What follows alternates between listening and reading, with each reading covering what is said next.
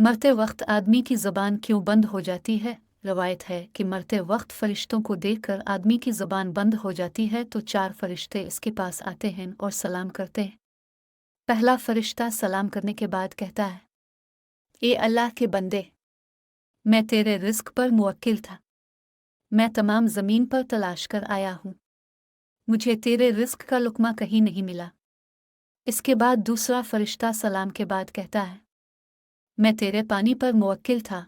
मैं तमाम ज़मीन पर तलाश कर आया हूँ मगर तेरे नसीब का एक कतरा पानी मुझे नहीं मिला। तीसरा फरिश्ता कहता है, मैं तेरी सांस पर मुवक्किल था मगर अब ज़मीन पर कहीं भी एक सांस नज़र नहीं आया।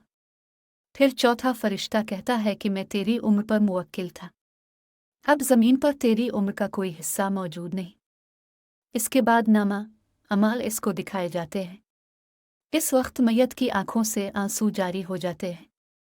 वो दाएं बाएं देखता है और नामान अमाल पढ़ने से डरता है। इसके बाद मुक अल मौत इसकी रूह कब्ज़ कर लेते हैं। अल्लाह पाक हम सब का ख़ात्मा बिलखैर फरमाना और हमारे अमाल हमारे हाथ में हो और क़यामत के रोज़ हमें आपकी शफ़ाअत नसीब फरमाना।